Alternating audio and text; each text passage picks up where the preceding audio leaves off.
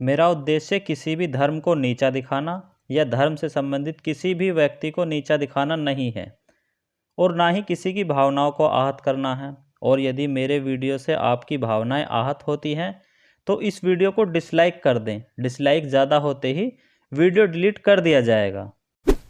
राम राज्य एक ऐसा काल्पनिक राज्य है जिसे स्वयं को हिंदू या सनातनी कहने वाला प्रत्येक व्यक्ति एक आदर्श समाज व्यवस्था के रूप में मानता है। जब राम राज्य को, राम के समय की शासन और समाज व्यवस्था को एक आदर्श के रूप में प्रस्तुत किया जाता है तो यह देखना जरूरी हो जाता है कि राम राज्य की विशेषताएं क्या थी। क्या सचमुच राम राज्य एक आदर्श शासन प्रणाली थी जिसमें लोग सुखी, समृद्ध और कर्तव्यनिष्ठ थे और जिसमें शासक या राजा जनता के प्रति अपने दायित्वों को कुशलता से निभाता था। 7 कांडों में फैली हुई राम कथा के अंतिम कांड उत्तरकांड में राम के राजा रूप का उल्लेख आया है। राम राज्य का विश्लेषण भी इसी कांड के आधार पर किया जाना चाहिए। वैसे राम का व्यक्तित्व कैसा था ये तो हम संपूर्ण रामायण पढ़ने के बाद ही जान पाते हैं, परंतु राम राज्य का अध्ययन मूलतः उत्तरकांड के आधार पर ही किया जा सकता है। तो कैसा था राम राज्य और कैसा था मर्यादा पुरुषोत्तम रामचंद्र जी का व्यक्तित्व, चलिए जानते हैं।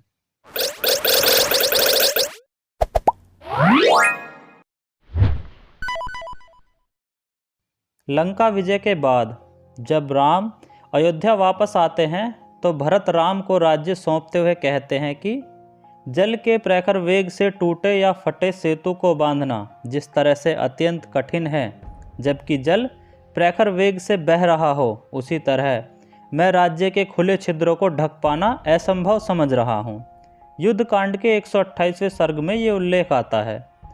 भरत के इस कथन से स्पष्ट होता है कि उस वक्त अयोध्या की दशा शोचनीय थी और भरत राज्य के उत्तरदायित्व को संभालने में असमर्थ है, परंतु वो राम को अपने से योग्य और समर्थ भी मानते हैं।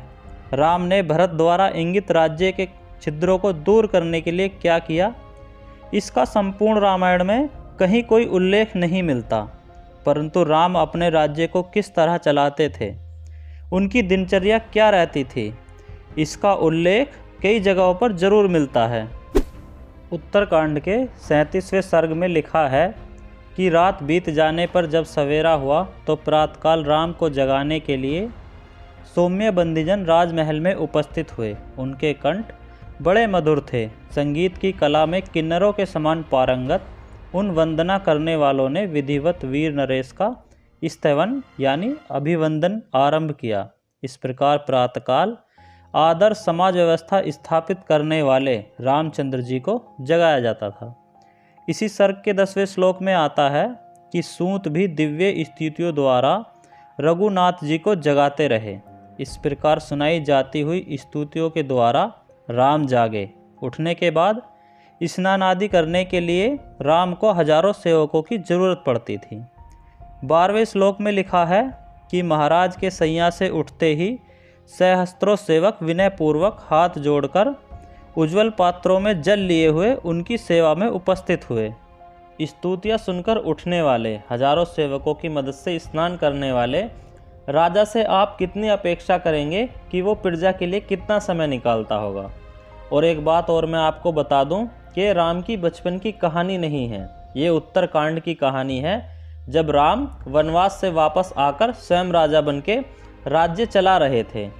चलिए उत्तरकांड के 37वें सर्ग में आगे क्या लिखा है वो भी जान लीजिए। स्नान आदि कृत्यों से निवृत्त होकर राम ने हवन किया, फिर पूर्वजों द्वारा सेवित देवालय में गए।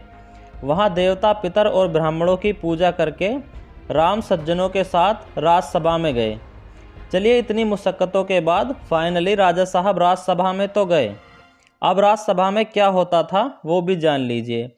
पुराण जानने वाले महात्मा जन उस सभा में सबके यथास्थान बैठ जाने पर विविध प्रकार की सुंदर कथाएं कहने लगे। किस्से कहानियां सुनने के बाद राम अंतपुर में चले जाते थे। दिन का बाकी समय वो अंतपुर में ही बिताते थे। एक अन्य स्थान पर राम की दिनचर्या का जिक्र इस प्रकार आया है। धर्मज्ञ राम दिन का पूर्वाहन समय धर्म कृत्यों में व्यतीत करते थे और शेष समय मध्याह्न के बाद अंतपुर में बिताते थे। अंतपुर कहते हैं महल का वो हिस्सा जहाँ रानियाँ और स्त्रियाँ रहती हैं। उत्तरकांड के 37वें सर्ग में लिखा है कि राम की सेवा के लिए हजारों नौकर चाकर तो थे ही, साथ ही उनके तीनों भाइयों का काम भी राम की सेवा करना ही था। संपूर्ण रामायण पढ़ने पर यही निष्कर्ष निकलता है कि राम को लोगों के दुख दर्द सुनने और प्रजा की सेवा करने में कोई भी रुचि नहीं थी।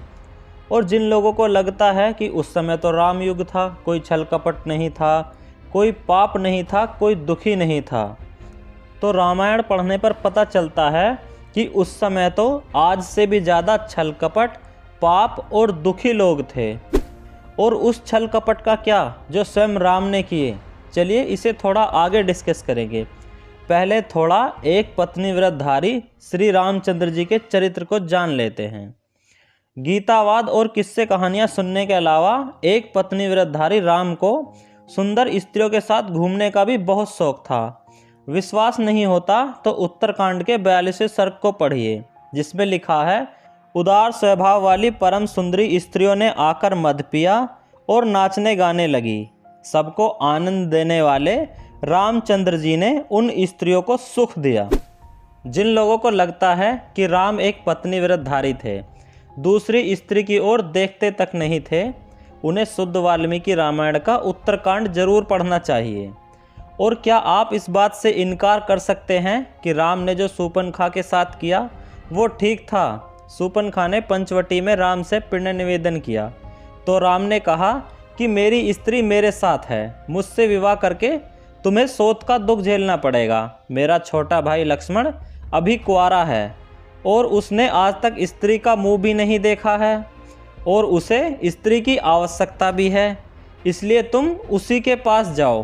क्या कोई चरित्रवान व्यक्ति किसी स्त्री से इस तरह का मजाक कर सकता है? क्या किसी स्त्री से इतना भद्दा मजाक करने वाले और झूठ बोलने वाले व्यक्ति को यौन चरित्र पवित्र और शुद्ध कहा जा सकता है? लक्ष्मण का विवाह जनकपुरी में राम के साथ ही हो गया था, वह अविवाहित नहीं थे। फिर भी राम ने झूठ क्यों बोला? जिस तरह से वह हंस हंस कर शूर्पणखा को लक्ष्मण के अविवाहित होने और उन्हें पति बनाने की बात कर रहे थे, वह राम की स्थापित मर्यादा पुरुषोत्तम छवि के अनुरूप तो कतई नहीं हो सकता।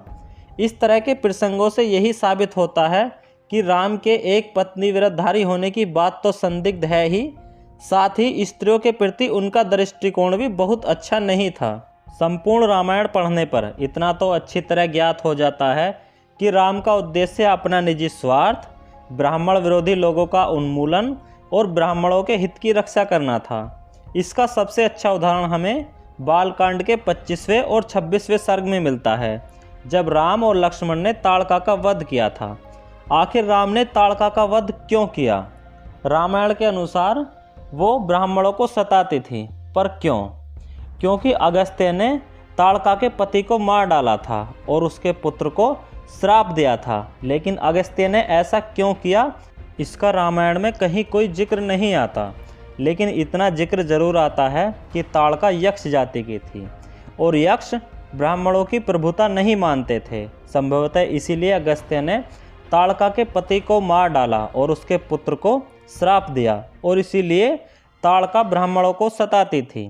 ताड़का स्वभाव से बुरी नहीं थी, क्योंकि स्वयं वाल्मीकि ने बालकांड के 25वें सर्ग में ताड़का के पिता सुकेतु को सदाचारी और ताड़का को यशस्विनी बताया है। लेकिन राम ने केवल ताड़का को दंड दिया, अगस्त्य को नहीं। यदि ताड़का को दंड मिलना चाहिए था तो अगस्त्य को भी दंड मिलना चाहिए था, लेकिन अगस्त्य तो ब्राह्मण था, वो तो पूजनीय है, और ताड़का यक्ष जाति की थी, इसलिए वो दंडनीय है। ऐसी थी न्यायप्रिय रामचंद्र जी की न्याय निष्ठा। और क्या राम ने शंभुक के साथ न्याय किया? राम ने शंभुक को क्यों मारा? रामायण के अनुसार राम राज्य में एक ब्राह्मण के पुत्र की अल्पायु में मृत्यु हो गई थी, इसलिए राम ने शंभुक को मारा। परंतु इसका कारण शंभुक कैसे हो सकता है? रामायण की माने तो शंभुक शूद्र वर्ण से थे और उन्होंने शूद्र वर्ण का सेवा धर्म छोड़कर ब्राह्मण वर्ण का पढ़ने पढ़ाने का धर्म अपना लिया था। इसलिए राम राज्य में एक ब्राह्मण के पुत्र की अल्पायु में मृत्यु हो गई थी। वर्ण व्यवस्था के अनुसार बांटे गए कर्मों को छोड़ने से यदि किसी की मृत्यु हो सकती है तो मैं पूछता हूँ कि राम ने कौन से धर्म का पालन किया था। राम ने बाली और सुग्रीव को मल्ल युद्ध में व्यस्त करके बाली को छुपकर मारा। क्या राम ने उस समय क्षत्रिय धर्म का पालन किया था? बाली राम को भगवान मानता था। बाण लगने के बाद बाली राम से पूछता है कि तुमने मुझे क्यों मारा? तो राम बाली को मारने के 2 कारण बताता है। पहला कारण कि तुमने अपने भाई की पत्नी को रख लिया था, इसलिए मैंने तुम्हें मारा। और दूसरा कारण बताते हुए राम कहते हैं कि तुम वानर हो। वानर पशु होते हैं। पशुओं का शिकार करना क्षत्रियों का शौक है। शिकार तो छिपकर भी किया जा सकता है, इसलिए मैंने तुम्हें छिपकर मारा, तो कोई गलत काम नहीं किया। यदि बाली पशु था तो उसके लिए भाई की पत्नी या अन्य किसी स्त्री में कोई फर्क समझने की आशा ही नहीं करनी चाहिए। जानवर तो जानवर होता है, उसके लिए क्या भाभी और क्या बहन। और यदि राम ने बाली को भाई की पत्नी रखने का दंड दिया भी, तो सुग्रीव ने भी तो बाली की मृत्यु के बाद बाली की पत्नी को रख लिया था, तो सुग्रीव को दंड क्यों नहीं दिया? क्या राम ने उस समय न्याय धर्म का पालन किया था? और जब रावण की मृत्यु के बाद सीता राम के पास आती है, तो राम ने सीता को रखने से इनकार कर दिया था और स्वयं की पत्नी सीता को भरत, लक्ष्मण, सुग्रीव या विभीषण में से किसी के भी साथ रहने को कहा था। सीता के चरित्र पर संदेह करने का कारण तो फिर भी समझ में आता है, पर तुम मेरे भाई के साथ रह सकती हो, मेरे साथ नहीं। क्या यही सनातन धर्म है? राम ने बाली को मारा क्योंकि उसने अपने भाई की पत्नी को रख लिया था और खुद की पत्नी को भाई को सौंप रहे हैं। दरअसल बाली को मारने में न्यायप्रिय रामचंद्र जी का अपना निजी स्वार्थ था और सीता को किसी और के पास जाने के लिए कहना उनके चरित्र को दर्शाता है। और क्या राम ने सीता का त्याग करके पति धर्म का पालन किया था, जबकि सीता अग्नि परीक्षा देकर पवित्र पाई गई थी? कुछ लोग कहते हैं कि राम ने सीता का त्याग प्रजा की खुशी के लिए किया था। तो प्रजा की खुशी का ख्याल उस वक्त क्यों नहीं आया जब भरत प्रजाजनों के साथ राम को वन से वापस लाने के लिए गए थे?